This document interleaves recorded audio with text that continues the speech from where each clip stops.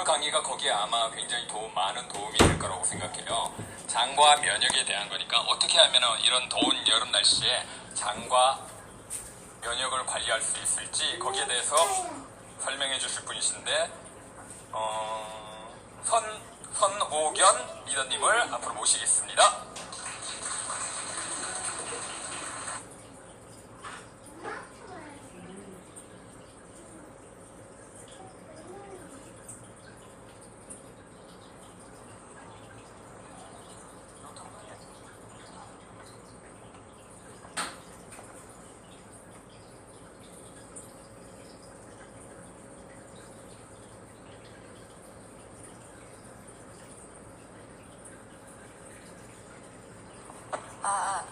안녕하십니까. PT 선호견입니다. 인사드리겠습니다. 강의 시간이 좀 늦긴 했는데요. 또 이렇게 더운 날 이렇게 저녁 강의장 오셔가지고 여러분 되게 힘드셨을 텐데 저희 여러 리더님들 오늘 이렇게 시간까지 힘내시라고 격려의 박수 한번 치고 시작하겠습니다.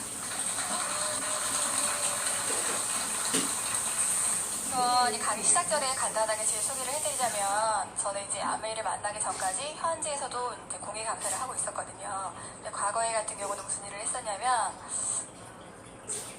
피부과나 뭐 웨딩샵이나 뭐 방송 일을 조금씩 일을 해보긴 했었거든요. 근데 그 일이 주 일이 아니고 이제 일을 하면서 공예 일을 계속 했었고 중요한 거는 제가 이 자리에 올라오게 된 이렇게 큰 이유는 제가 사실상 되게 몸이 좀 많이 안 좋았었거든요. 간단하게 보여드리면 이거 보이세요? 현대인은 겉만 멀쩡하고 속빈 강정 같다고 저도 약간 여기 속에 있는 사람이거든요. 왜냐면 제가 좀 많이 아팠어요. 첫 번째로 증상이 두통이나 위장 장애가 있었고 두 번째는 허리 디스크가 또 생겼어요.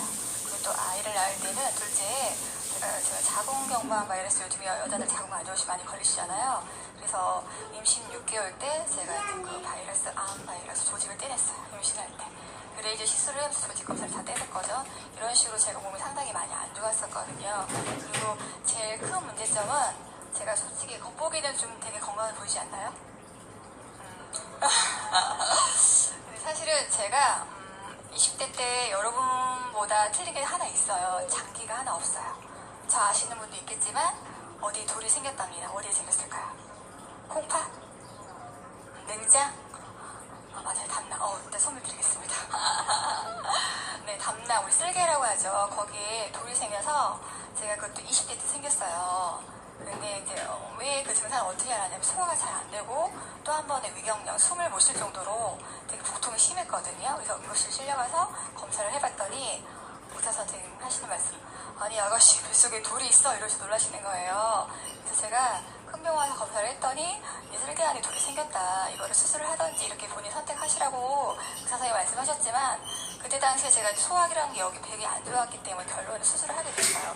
근데 지금 현재 의사들도 반신반의하는 게 쓸개는 뭐 떼도 그만 안 떼도 그만 본인 의사에 달렸다고 말씀 많이 하신다 하더라고요. 근데 저는 그때 당시 경험이 없기 때문에 쓸개를 떼고 그러면서 제가 이제 증상이 아이를 낳고 되게 좀 심해진 게 그때 20대 때 또 저희들 제가 상당히 좀 고기를 좋아하긴 했었어요. 쓸개에 돌이 생긴 이유가 그 보통 치킨 먹으면 뭐가 있어야 돼요? 치킨 먹을 때 치맥 제가 술을 잘 못하는데 친구들 만나면 항상 치킨을 많이 먹고 맥주를 많이 먹었어요. 그게 이유인지 모르고 돌이 생겼었거든요. 어찌됐건 쓸개를 제거하고 제가 이제 결혼 생활을 하면서 첫째 둘째 낳고 증상이 어떻게 왔냐면 쓸개가 없다 보니까 일반 사람이 소화가 잘 안 될 거잖아요. 근데 또 간에서 그 역할을 해줘야 되니까 쉽게 피로하고 또 소화도 잘 안 됐었어요. 그리고 약을 먹지 않으면 소화가 좀 안 될 정도로 그게 좀 심해졌는데 또 한 가지는 더 두통이면 보통 사람들이 뭐 체하거나 이럴 때 약을 드시잖아요. 보통은 낫는데 저는 이 증상이 오래가고 위장약이라든가 이렇게 약을 많이 먹다 보니까 구토 증상을 했어요. 그 구토라는 게 우리 여자들 임신할 때 입덧 하시죠? 그 입덧 하루 종일 입덧 하시면 어떨 것 같아요? 사람이 매겨오고 좀 쓰러지게 같지 않은데 쓰러질 것 같은데 저도 그런 증상으로 하루 종일 구토, 그러니까 변기를 계속 붙잡고 살았어 하루 종일. 그리고 스물 단물, 제가 쓸개를 뗐잖아요. 그렇기 때문에 이게 위산이랑 단물이 다 올라와서 하루 종일 저기 토를 했는데 물을 먹어도 화장실로 직방에서 토를 하고 또 그렇다고 해서 밥을 아예 먹지를 못하고 하루 종일 환자처럼 중환자 연락실에 있는 사람처럼 계속 누워 있었어요. 그러면 집안일은 못했고 아이들 볼 수도 없고 신랑도 안 자고 제가 이런 일이 1년이 아니라 되게 오래됐었거든요. 그래서 정말 제가 소원은 나는 원 없이 좀 밥을 잘 먹었고 어떤 분들은 제가 지금 왜소하긴 하지만 저는 솔직히 살이 찌고 싶었어요. 살이 쪄서 다이어트를 하는 한이 있어도 되게 건강하게 음식을 잘 먹고 싶었거든요. 근데 그게 제 마음대로 되질 않더라고요. 의사 선생님 항상 하시는 말씀이 아프시면 와서 주사 맞으세요. 막 이런 식으로 그냥 처방만 해주시는 거 저에 대한 관리를 따로 안 하잖아요. 근데 저는 제가 아베이를 제 친구이자 스폰서님이신 최민경 리더님의 소개를 받았지만 저는 솔직히 살고 싶었어요. 그리고 그 아픔이라는 게 사람이 아프지 않고서는 사람은 상대방을 잘 모르잖아. 그 경험하지 않고서는. 그리고 그 증상이 심한 이유로 제가 여러 가지 이유로 아무튼 되게 고통이 심했고 그 이후로 우울증도 있었고 밖에 나갈 수 있는 체력도 잘 안 됐었거든요.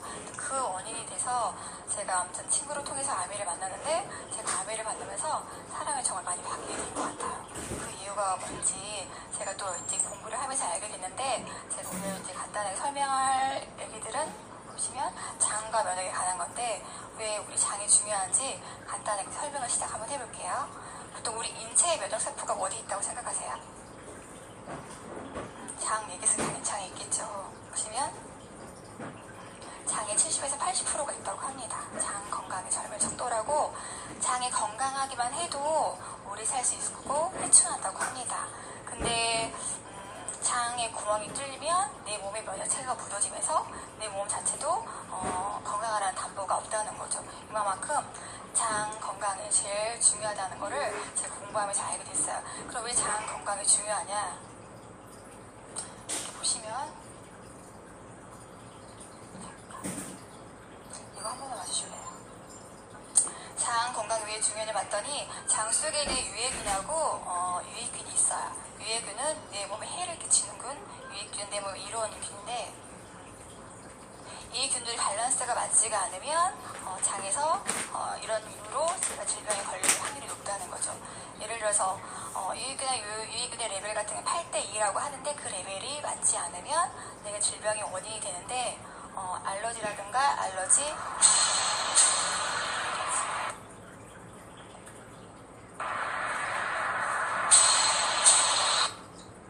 제가 좀 컴퓨터를 잘 못하는 관계로 죄송합니다. 아무튼 이런 식으로 해서 장의 유해균 레벨이 맞지 않으면 질병이 생기는데 예를 들어서 알러지라든가 궤양성 대장 그리고 우리 이제 무서워하는 암이라든가 이런 질병이 노출되기 쉽다는 거죠. 그래서 유해균하고 유해균이 밸런스가 맞춰야 되는데 중요한 거는 유해균 같은 경우는 고단백, 고지방을 되게 좋아해요. 그러면 유해균은 뭘 좋아하는 채식균을 되게 좋아하거든요. 근데 우리가 보통 항생제라든가 저처럼 아픈 사람들이 병원에서 많은 약을 먹으면 유익균이 많이 제거가 돼요. 근데 이런 유익균이 제거가 되는데 다시 복귀하는 시간이 보통 얼마나 걸릴까요?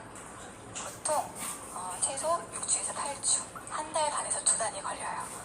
근데 이 사람들이 보통 뭐 배가 아프거나 했을 때 뭐 간단하게 먹고 그러면 괜찮겠지로 생각하는데 이거는 시간이 되게 오래 걸린다는 거예요. 여러분들이 그걸 좀 잘 알고 계시면 좋을 것 같은데 그러면 장 건강이 왜 중요한지 간단하게 장 누수 증후군에 관한 동영상을 3분 정도 틀어드릴 건데 집중해서 봐주시기 바랍니다.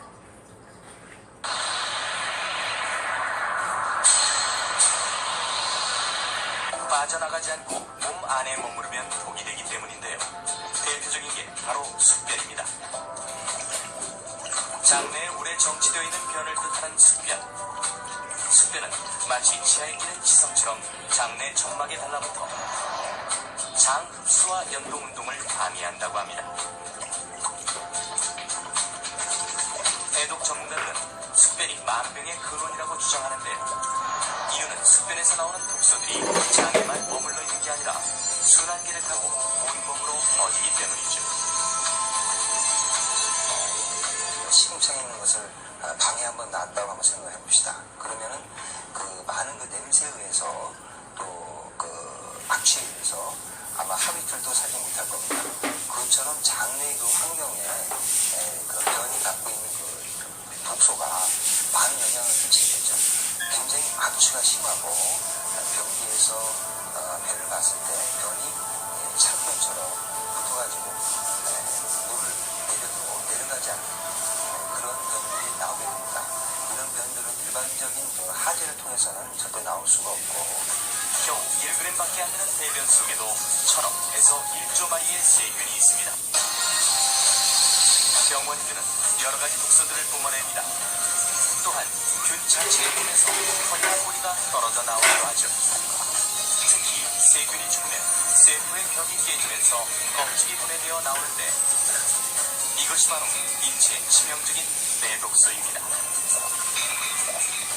그 내독소가 들어오면은 한마디로 얘기하면 염증을 일으켜요. 염증을 갑자기 아주 대량으로 나타나면은 그는 폐혈증에 맞아서 며칠 내로 사망하게 될 정도로 아주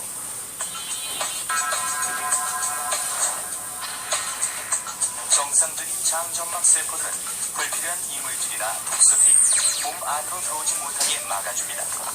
일종의 방어막 역할이죠. 하지만 자극적인 음식이나 항생제 등의 약물로 장세포가 손상되면 갈라진 부분, 독소나 이물질이 들어오게 되고 이들이 혈관을 타고 온 몸으로 퍼져 각종 염증 반응을 일으키는데 이것이 바로 장누수 증후군입니다.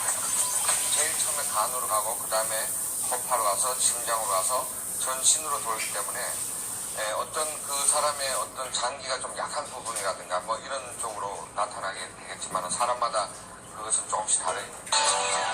생각을 해보세요. 병의 근본은 장에서 계속 그렇게 들어오는데 그 끝에 가서 아무리 발라주고 뭐 약을 해갖고 그게 해결이 되겠냐고. 근본을 해결해줘야 되죠. 그 근원이 해결 안 되고서는 아무리 뭐 좋은 약이나 뭐 그걸 먹고 바르고 해도 될 일이 아니란 말이죠. 이렇듯 장 자체 근본을 알아야 된다고 하잖아요. 우리가 장 기능이 안 좋으신 분들 같은 경우 저도 그러긴 했지만 아무리 좋은 영양제, 비타민을 먹어도 흡수가 되지 않아요. 왜냐하면 내 몸에 흡수가 돼서 잘 녹아야 되는데 장 기능이 안 좋기 때문에 그대로 먹는 모든 영양들이 체외로 배출돼요. 보통 우리 아프시면 뭐 영양제 이것저것 드시는데 그분한테 장 건강이 먼저 좋으신지 꼭 확인 먼저 하셔야 되는 게 제일 중요한 것 같아요. 그리고 어른뿐만이 아니라 아이들도 똑같아요. 아이들도 키 큰다고 해서 뭐 사주고 뭐 이렇게 영양제를 주고 하시긴 하는데 한약도 주고 홍삼도 주시는데 그게 중요한 게 아니라 우리 아이가 얼마나 장이 중요한지 이거 먼저 파악을 하셔야 되는 것 같아요. 보시면 또 장이 이렇게 안 좋으신 분 같은 거 보시면 감정이라든지 정신질환하고 연관성이 있다고 합니다. 왜냐면 신랑이 요 근래에 짜증을 많이 내네? 우리 와이프 왜 반찬도 아니고 짜증내고 좀 우울해하지? 이러시면 간혹 있을 수 있으시잖아요. 그럼 아마 장 건강이 좀 이상하다고 약간 생각하셔도 될 것 같아요. 그러면 와이프 신랑분한테 그거에 관한 영양제를 많이 사주세요. 그럼 약간 우울해하지 않고 기분 좋아하실 것 같아요. 그리고 또 하나는 보시면 장 건강이 좋아지면 어때요? 여기 보시면 뭐라고 써있어요? 용기, 배짱, 행복감 이런 것들이 밀려올 수 있다고 합니다. 장하고 무슨 관련이 있을까요 이게? 용기 있고 배짱이 있고 그러면 우울해하면 나는 항상 인상 쓰고 용기도 없고 배짱도 없고 행복감이 없나? 이렇게 느낄 수도 있는데 이런 보시면 행복을 가져다 주는 세로토닌 호르몬 보통 우리 행복 호르몬이 보통 뇌에서 나온다고 생각하시잖아요. 뇌에서는 3에서 5%만 만들어진다고 합니다. 그럼 여기서 보듯이 어디에서? 보시면 장에서 거의 90%가 만들어진다고 해요. 저도 처음에 이게 장 공부를 하지 않을 때는 행복 호르몬이라는 게 있어? 그리고 있을 수는 있지만 이게 장이 있다고 생각을 못했는데 아 장에서 이렇게 큰 역할을 하고 있구나. 저도 또 한 번 놀랬거든요. 여러분도 놀랍지 않으세요? 놀랍죠. 그렇기 때문에 장 건강을 잘 관리해주시면 내 생활도 아마 바뀌는 거라고 생각을 합니다. 그리고 또 하나는 보시면 자폐증 환자 이렇게 가족간사 옆에 주위에 많이 있으시잖아요. 저도 얼마 전에 엄마 동험을 모시고 갔었는데 거기 아이들이 이제 재활치료 이렇게 자폐증 환자들 치료를 받으러 갔어요. 보통 우리나라 같은 경우는 그 자폐증 환자들 같은 거 보면 재활치료나 심리치료, 놀이치료를 많이 한답니다. 근데 보시면 여기서 이거 보시면 시드니 파인 골드만 박사가 말하길 여기 자폐증 같은 경우 면역 체계 이상이 있다는 거죠. 그렇기 때문에 면역 체계부터 관리해야 된다는 거. 이게 선진국에서는 이미 의학기나 검증이 되기 때문에 이렇게 시행을 하지만 저희 나라에서는 면역과는 별로 생각을 못했다는 거죠. 이런 것도 여러분들이 잘 알고 계시면 좋을 것 같아요. 그리고 또 하나 제가 그 다음 보여드릴 것 같은 새로 이제 보실 차트는 또 여러분이 기존에 모를 수도 있긴 하지만 여기 마이클 거성 교수가 출간해서 제2의 뇌라는 책이 있습니다. 이 책은 도대체 뭘까요? 봤더니 보시면 네. 그가 말하는 제2의 뇌는 어디를 일컫는가요? 혹시 제2의 뇌가 어디냐 아세요 여러분? 장이에요, 다. 네, 장. 네. 장 딩동댕 하면 저렇게 또 땡입니다. 네, 장이 아니고 그가 말하는 제2의 뇌가 어딘가 봤더니 어디예요, 여러분? 식도부터 소화를 시키고 배출하는 소화기 신경계를 제2뇌라고 합니다. 제2의 장기는 들어봤지만 제2의 뇌는 들어보지 못하셨죠? 소화를 시키는 소화기 신경계. 그 이유가 뭘까요, 여러분?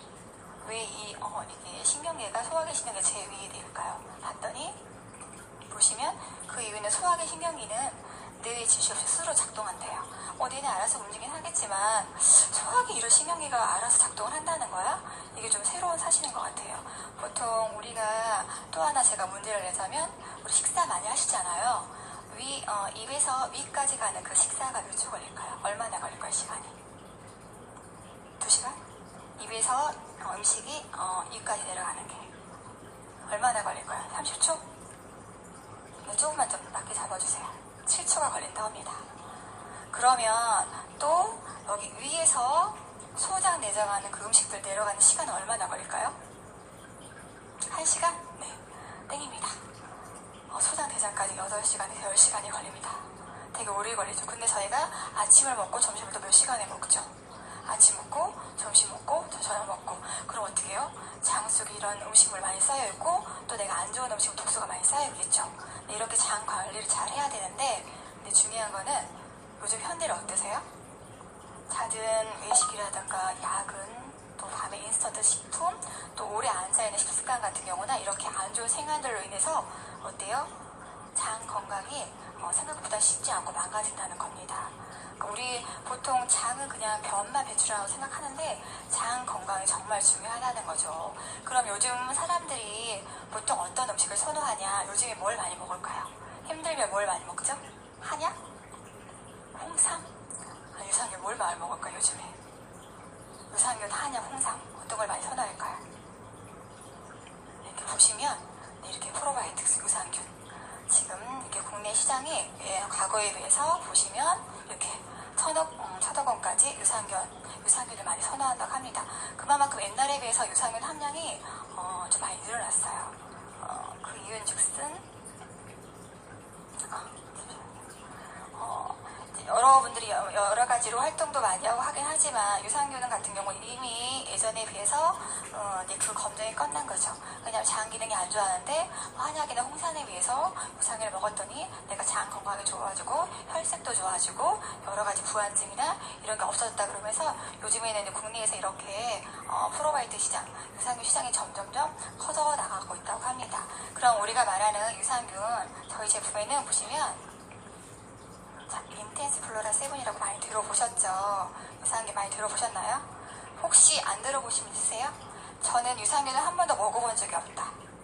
혹시 여기 없으시네요. 선물 주려고 했더니 선물 못 드리겠습니다. 유산균을 보시면 여기 보시면 유산균이 역할을 보면 첫 번째로는 면역 세포를 생성해주고 두 번째는 아토피나 알러지 증상의 완화가 된답니다.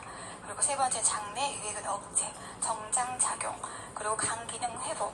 보통 유산균이 변을 보게만 도와주는 게 아니라 이렇게 역할들이 있다는 거죠. 그 다음에 혈중 콜레스테롤 수치 저하, 그리고 우유나 고기 종류 섭취의 변이 풀어짐. 우리 한국 사람들은 외국인하고 틀려서요, 유당불내증이라고 있어요. 그러니까 우유를 먹으면 설사하거나 이렇게 복통이 있으시는 분 있죠? 이게 그러니까 우유를 분해하는 효소가 없어요. 그러니까 예를 들어서 적다는 거죠. 잘 안 맞다는 거예요. 근데 우리 유산균이 그런 걸 많이 도와주는 역할을 한다는 거죠. 그리고 또 위염이나 속쓰림 있을 때 또 이렇게 도움을 주고 장이 약하거나 설사할 때 변비에 도움이 된다는 거죠. 근데 이렇게 좋다고 해서 잘 안 드세요. 아플 때 드시죠, 보통. 그쵸? 습관을 바꾸기가 되게 힘들어서. 근데 평상시에 잘 드시면 좋은데 우리 한국 사람들이 쉽게 습관이 잘 안 바뀌더라고요. 그리고 또 하나는 보시면 유산균을 먹는데 그럼 유산균이 어떤 유산균이 좋으냐 봤더니 이중 코팅, 듀오라 코팅이라고 하죠. 왜 듀오라 코팅인가? 유산균은 열이나 위산, 단두산이 약해요. 그렇기 때문에 장까지 가는 게 중요한데 그러면 어떻게 해야 돼요? 1차로 단백질 코팅을 해줘야 되고 또 한 번은 2차로 다다운 코팅을 해서 장까지 안전하게 도착할 수 있게 도와줘야 된다고 합니다. 보통 저희 유산균 말고도 타사 유산균도 장까지 가긴 해요. 근데 장에서 가서도 터지지 않고 그대로 체외로 배출될 경우가 되게 많아요. 왜냐면 유산균이 위 담유산을 거쳐서 장까지 가서 장에서 얼마나 잘 증식을 하고 안착을 하는지, 그 유산균이 이중 코팅이 되어 있는지, 이게 제일 중요한 것 같아요. 유산균을 드셔도 이거를 잘 알고 드시는 게 되게 중요한 것 같아요.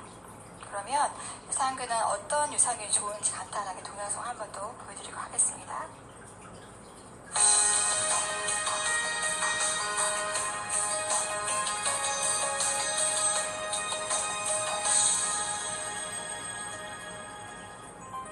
현재 우리가 섭취하는 유산균 제품은 모두 장까지 도달한다고 하기 어렵습니다.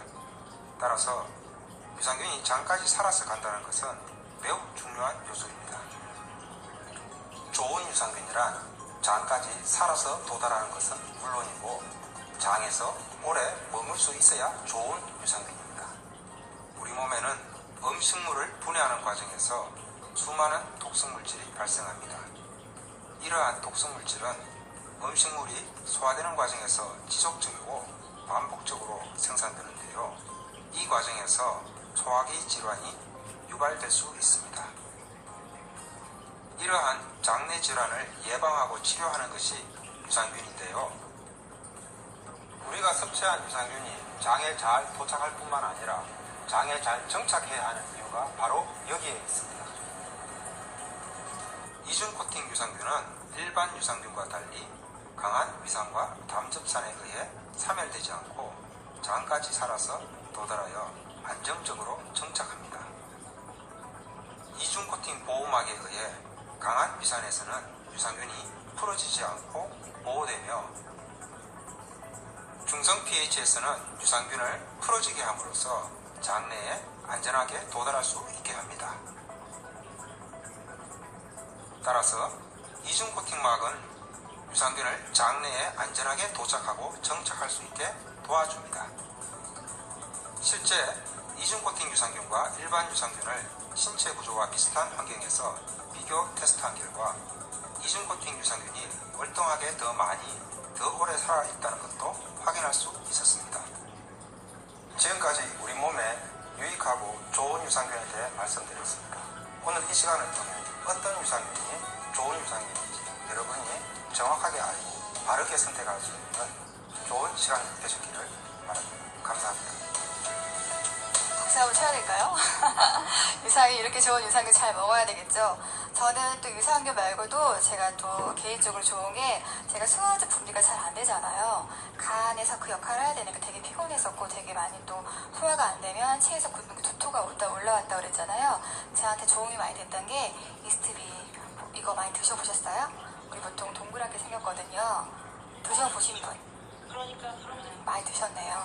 저는 이스트비 처음에 드실 때, 또 소비자한테 권할 때 드림이 항상 하는 말이, 이거 옛날에 그 옹기소 맛 같아 막 이러셨거든요. 근데 또 저처럼 위장기내가 안 좋으신 분들 권해드리면 이거 되게 우악하세요. 왜? 맛없다고. 근데 이게 바나나랑 메이플 시럽 이런 느낌이잖아요. 근데 건강하신 분들도 되게 맛있게 잘 드시거든요. 그 이스트비의 효능을 보면, B1은 탄수화물 대사 필수, 신경이나 정상 유지를 해주고, 그다음에 B2는 보시면 지방 대사의 중요 생식 기능. 제가 이게 좀 좋다고 보니 일일이 나열해서 드립니다. 잘 들어주세요. 또 세 번째 B3는 콜레스테롤 수치를 조절해주고 에너지 대사를 해주고, B5는 피로 예방, 불면, 저혈당 예방, 그리고 B6는 에너지 대사 중요, 면역 강화, B9은 호모시스테인 낮춤, 적혈구 생성 필수, 탈모도 예방된다고 합니다. 그리고 위벽, 상처 있는 사람 도움이 주고, 또 마지막 같은 경우는 적혈구 생성, 또 어린 성장이나 집중력 상승. 그러니까 어른만 드시는 게 아니라 아이들도 밥을 잘 안 먹거나 이런 애들, 입맛이 없는 애들도 솔직히 처음에 잘 안 먹거든요. 저희 소비자들 중 아이들 같은 경우도 보면 되게 맛없다고 안 먹는데, 이걸 하나 두 알 이렇게 먹다 보면 내 몸에 채워지기 때문에 어느 순간에는 엄마 이거 내가 너무 맛있다, 그거 가져줘, 이렇게 얘기를 하시거든요. 그러니까 이거를 잘 챙겨주시면 좋을 것 같고, 또 한 가지 다음 거로는 같은 이스트비이긴 비군이긴 한데 비타민 B 플러스. 여기 둘이는 항상 상관관계가 있죠. 얘 같은 경우 보면 아까 앞의 경우에 거의 비슷하겠는데 추가로 하나는 B7이라고 해서 비타민 H. 보시면 비오틴 성분인데 피부염 노화 방지 도움. 흰머리, 내가 유독 새치가 좀 나이보다 빨리 난다 그러면 B 플러스 꼭 드셔주세요. 좀 이런 게 또 모자라서 그럴 수도 있으시거든요. 그러니까 손톱이라든가 뭐 습진, 근육통. 근데 간혹가다 여기서 이런 것들이 부족하다 보면 어떻게 반응을 하냐면 저 같은 경우는 일반 사람보다는 흡수력이 되게 좋지가 않았어요. 장에서. 그렇기 때문에 좀 영양분이 모자라거나 피곤하면 입안이 3개월에 한 번씩 헐었어요. 구내염이라고 하죠. 안 먹으면 점점 커져 이제 음식을 못 먹을 정도로. 가글을 해도 근데 그럴 경우에 제가 비타민 B 플러스나 이스타비를 많이 먹다 보니까 이게 어느 순간 증상이 없어지더라고요. 그러니까 신랑들이나 뭐 주위 친구들이랑 피곤해서 막 입안이 헐었어 할 때는 이제 B군이 이렇게 부족해서 그런 거거든요. 그런 분들한테 이렇게 많이 권해주시면 좋을 것 같아요. 그리고 선저림이라든가 또 입 주위에 막 허신 분들 있잖아요. 그런 분들도 많이 도움이 된다고 하니까 잘 드시면 되게 좋을 것 같아요. 그리고 또 하나 이제 그 다음에는 보시면 저희 보통 5대 영양소는 다 아시죠? 뭐 탄수화물, 단백질, 지방, 뭐 비타민 이렇게 무기질 다 아시잖아요. 근데 또 한번 제가 제 2의 6도 영양소 식이섬유 좀 간단하게 얘기를 해드릴게요. 식이섬유 보통 많이 드세요? 여러분? 식이섬유. 식이섬유는 뭘까요? 봤더니 식이섬유 보통 생각하는 소비자가 생각하는 식이섬유는 그냥 뭐 쾌변. 다이어트 조절 이렇게 생각을 하세요. 근데 식이섬유 같은 경우는 사람의 소화효소로 분해되지 않아요. 그래서 영양소로도 크게 쓰이지 않거든요. 근데 배변이나 이렇게 배출되는 건데 그러면 이 식이섬유가 보통 어떤 역할을 하냐 봤더니 보시면 이렇게 혈중 콜레스테롤 감소, 성인병 예방, 그 다음에 황사 미세먼지 때문에 이런 게 좀 크게 영향을 주고, 그 다음에 섬유질이 풍부하기 때문에 뭐 몸에 이렇게 다이어트 같은 경우나 또 뇌졸중 이런 것도 예방 효과가 있다고 하는데, 그럼 이 식이섬유 같은 경우 어떤 종류가 있냐 봤더니 보시면 수용성하고 불용성. 그 전에는 식이섬유도 솔직히 제가 먹지도 않았고요. 유산균도 솔직히 먹지 않았어요. 저는 온리 그냥 병원에서 지워준 약만 먹었었거든요. 의사가 처방하니까 그거 약 먹으면 낫겠지라고 생각을 했었거든요. 근데 이제 여기 강의장에 오면서 공부를 하면서 식이섬유가 수용성도 있어? 불용성도 있어? 저는 솔직히 이렇게 많이 알게 됐거든요. 수용성 같은 경우 보면 과일이나 이렇게 해조류 잘 이렇게 녹는 이런 함유자가 되어 있는 수용성이라고 부르는 거고, 불용성 같은 통곡물, 견과류 같은 현미 이렇게 잘 분해되지 않는 게 불용성이라고 합니다. 그러면 이 기능들이 어떤 건데 수용성, 불용성 식이섬유가 있고 이걸 왜 먹어야 되는지 이렇게 알아보게 되면 그 다음 차트를 볼게요. 어때요? 식이섬유 다양한 기능들이 있는데 첫 번째로 보시면 이렇게 비만 예방. 그러니까 우리 포만감을 증가시켜서 식사량을 조절을 해요. 내가 식사를 좀 많이 한다거나 과식을 하시는 분들 같은 경우는 식이섬유를 좀 꾸준히 드시면 되게 좋을 것 같죠. 그 다음에 또 두 번째 같은 경우는 보시면 혈당. 식사하실 때 탄수화물 흡수할 때 이렇게 혈당 조절에도 되게 도움이 된다고 합니다. 그리고 또 한 가지는 세 번째. 장 내 독성 물질이 많이 있잖아, 음식으로 인해서. 근데 이게 장 점막에 머물지 않도록 빠르게 배출, 콜레스테롤 이렇게 배출시켜준다고 합니다. 식이섬유가 이렇게 다양한 수용성에 이런 기능들이 있고, 또 한 가지는 불용성. 불용성 같은 경우는 이제 장 내 유익균을 증식을 시켜서 체로 배변을 배출하는 거 원활하게 도와주는 역할을 한다고 합니다. 이렇게 식이섬유 같은 경우 이렇게 기능들이 있는데 앞으로 잘 챙겨 드셔야 되겠죠. 그러면 이런 제품들이 들어있는 건데 우리는 과연 얼마나 먹냐 봤더니 얼마나 드세요 보통 식이섬유? 나는 꾸준히 잘 먹는다. 안 먹고 있다. 잘 먹지 않아요. 사실은 뭐 커피나 뭐 빵, 밀가루 이렇게 선호하셔도 식이섬유 잘 안 드시는 것 같아요. 보시면 한국인이 보통 식이섬유가 되게 부족해요. 하루 섭취량이 남녀 해서 20에서 25g인데 여기 도표를 보시면 과거에 같은 경우는 보시면 함량이 되게 높았거든요. 근데 현재 보시면 현저히 청소년 보시면 이렇게 떨어졌죠.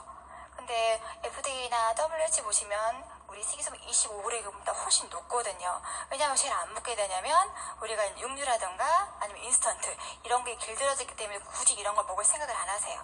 제가 아까도 말했지만 아플 때, 좀 몸이 안 좋을 때 의사가 권해줄 때 그때 많이 먹더라고요. 그러면 우리 식이섬유에는 어떤 게 있냐 봤더니 사진 찍으셨습니까? 네. 보시면 뭐가 있어요? 우리 제품에는 화이버비츠 많이 들어보셨죠? 화이버비츠. 나는 이걸 먹고 싶다. 먹어보고 싶다. 안 드신 분 혹시? 다 드셨어요? 안 드셨어요? 제가 좀 이따 여기 드렸는데 꼭 손 드셔야 돼요. 제가 이렇게 보시면 이렇게 선물 갖다 드렸거든요. 화이버비츠, 그 다음에 이스트비, 유산균, 식이섬유 이렇게 힘드시니까 이렇게 보시면 이렇게 면제팩도 같이 드릴 거예요. 꼭 받아가세요. 네네. 꼭 손 드세요. 이렇게 화이버비츠가 있는데 아까도 말한 것처럼 수용성하고 불용성하게 맞는 게 화이버비츠예요. 근데 이거는 보시게 되면 어차피 아까 다 얘기를 설명을 해드렸지만 2스쿱이라고 해서 한 2스푼 드시면 11g 보충이라고 합니다. 나머지는 음식을 같이 해서 드시면 좋다고 하죠. 그리고 당뇨. 보통 주위에 젊은 사람도 당뇨 되게 많아요. 당뇨, 고혈압 이렇게 고기 섭취 많이 하시는 분들도 드시면 되게 좋긴 한데 중요한 거는 처음부터 이걸 드시는 것보다 파우더로 된 식이섬유. 제가 아까 여기 보여드린 거 이렇게 있으시죠? 여기 길다라는 거 보이시나요? 이게 파우더 식이섬유. 유산균보다 약간 큰 사이즈. 이게 파우더 식이섬유인데 이게 먼저 드시는 게 좋으세요. 왜냐면 저처럼 제가 좀 장이 안 좋다고 하는데 좀 예민하거나 신경 쓰면 설사를 많이 하거든요. 과민성 대장 증후군 있으신 분들 같은 경우는 화이버비츠를 처음부터 드시면 좀 안 좋으세요. 설사 이렇게 함량이 좀 더 많아지겠죠, 설사량이. 그렇기 때문에 수용성으로 제 장을 길들여진 다음에 화이버비츠를 드시면 훨씬 더 극대화가 되거든요. 그러니까 오늘 이렇게 장 건강 관리를 했는데 또 집에 돌아가시게 되면 집에 가서 배고프다 막 야식 드시는데 야식 같은 거 절대 드시면 안 되고요. 보통 우리가 장 관리에서 중요한 거는 내가 올바른 습관이 제일 중요한 것 같아요. 보통 유산균은 언제 드신다고 하세요? 저희가 많이 들어보긴 했지만 유산균은 우리가 밤새 한 8시간, 6시간 잠을 자시는데 물을 안 드시잖아요. 그러니까 위가 장 다 메말라 있잖아요. 아침에 일어나시면 항상 입안에 세균이 있기 때문에 입을 헹궈주시고 항상 말씀하시는 것도 유산균 2포, 그 다음에 유산균은 어떻게 위산, 담즙산이 잘 죽는다고 하잖아요. 항상 물을 먼저 드셔주세요. 미지근한 물. 그러니까 날씨가 더워도 찬물 드시지 마시고 유연수 드시고 그 다음에 유산균을 드셔주시면 제일 효과적이라고 합니다. 그리고 오늘 이렇게 장 건강 관리를 했는데 여러분한테 많은 도움이 되셨는지 모르겠지만 장은 정말 더러운 장이 병을 만들고 깨끗한 장이 건강을 만든다고 합니다. 여러분이 장 건강 관리 어떻게 하냐에 따라서 우리 아이들도 나의 미래의 건강도 책임질 수 있기 때문에 여러분 모두 장 건강 관리 잘 하시길 바랍니다. 이상입니다. 많이 도움이 되셨죠? 강의 너무 잘하시지 않으세요? 근데 처음 쓰시는 거래요. 호흡부터 다음 그 톤 있잖아요. 톤까지 정말 강의 잘하신 것 같아요. 이렇게 강의 잘하시는 분 준비 많이 하셨겠죠? 이 준비 많이 한 거를 우리가 쏙쏙 받으려 그러면은 이분한테 호응이 좋아야 돼요. 준비해주신 신호균 리더님께 큰 박수 부탁드리겠습니다.